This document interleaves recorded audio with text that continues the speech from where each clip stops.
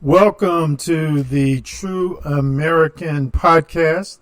I am your host. I often start off every podcast I do, every episode I do, I explain to people first that this is for the most part for folks in the Commonwealth of Kentucky, and in particular Louisville, Kentucky. But of course, conservatives and libertarians and patriots all around the country and really all around the world can learn a lot about, they can learn a lot from our interviews and our shows and episodes, etc. Secondly, we call ourselves a True American because we named ourselves after a newspaper, a radical abolitionist newspaper. The newspaper was founded by Cassius M. Clay. He was a radical abolitionist. He was a member of the Republican Party. I believe at one point he even served in the federal government. And he founded a newspaper called The True American. So we're continuing that tradition right now. And by calling our podcast, my podcast, The True American. Eventually, I think I am going to put up a website. And but in the meantime, you can go to Book Talk with Corbin, CORBIN.com, and you can listen to our True American podcast there. You can find us on Spotify and Spreaker.com.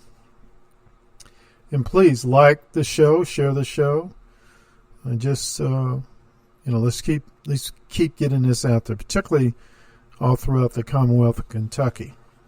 Now, today we're going to talk a little bit about abortion, and I'm going to read to you something that was put on my page. And this is a quote: "Ending abortion will bring nothing but pain, not only for women but for children.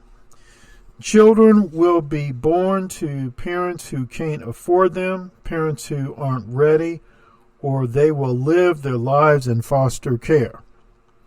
More poor kids, more abused kids, more traumatized kids." End quote. And so that was put up by obviously by some so-called pro-choice folks, and got a lot of immediate response. I responded to it by basically saying this is just ridiculous. One person actually responded to it by saying something about my hairline. And I had to admit, I was real confused because I was trying to figure out, what does my hairline have to do with this life and death issue? But it's really pretty much part of the course. It's pretty common amongst a lot of these so-called abortion rights activists or abortion rights supporters. Their rational thought, their critical thinking thought just sort of goes out the window. And I also want to, today I just want to make a couple of points about what I just read to you. And then in my next thing I'm going to do, I'm going to talk about the black community and abortion. Because that's an issue. Many white folks, many white liberals and white woke people and white progressives they don't like dealing with that. And then many black folk who support abortion, they don't want to deal with that neither. They don't want to deal with that issue of the black community and abortion. But here are some responses right off the top of my head to what I just read to you. And then at some later point, I'm going to bring on the show two Kentuckians, brilliant brothers, who are going to give us a more in-depth analysis and response. Here's the first thing. Ending abortion will bring nothing but pain. First of all, if Roe versus Wade is like kicked to the side and thrown into the dustbin of history where it belongs, I do not believe that ends abortion. I do not believe it does. I might be wrong. I think it might end the feds being able to support abortion, the federal government being able to support abortion. But I don't think it ends abortion in and of itself. So, and I might be wrong on that. If I am wrong on that, let me know. Here's a quote from somebody. He says, "This whole thing is stupid," referring to the abortion debate. "Abortion is not going away. It simply will not be federally regulated anymore.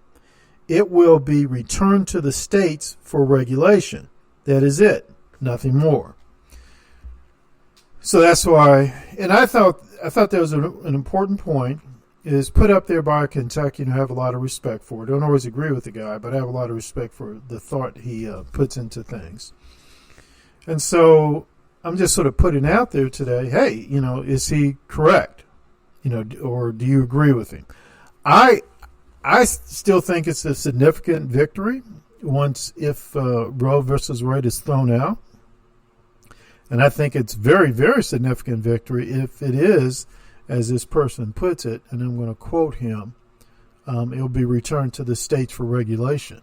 I think that's fantastic. I think that's wonderful.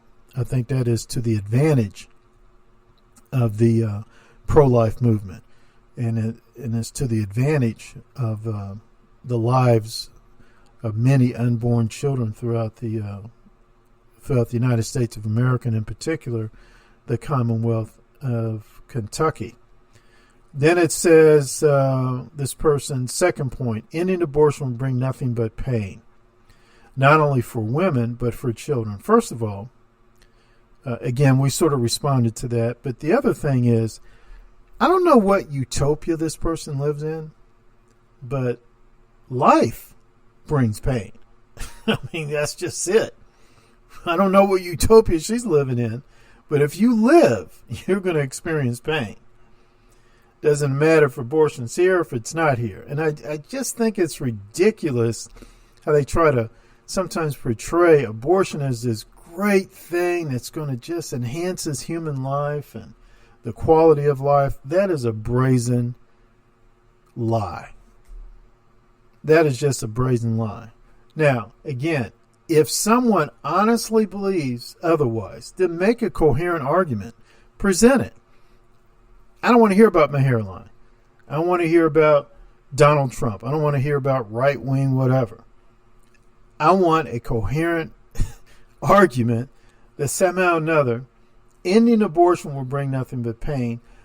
And I'm quoting here again, not only for women but for children. You notice that there's no mention of fathers. There's no mention of men. It's as if somehow or another these women were touched by God and they got pregnant. No, the way women get pregnant on this side of heaven is that they have to have some sort of sexual intercourse with men, or at least a man's sperm and all has to be put into her body, and then she has that child. But the man is involved there. But here, and this is very important. These white feminists, these white abortion people, they love it when a black man is not at the center of the black family and not intimately and strongly involved in the raising of his seed, of black children and black boys. Some people may say, oh, that's a pretty extreme position. It's not an extreme position. It's a position that many black intellectuals articulate and talk about, but white folks only hear the feminist, socialist, woke side of that issue.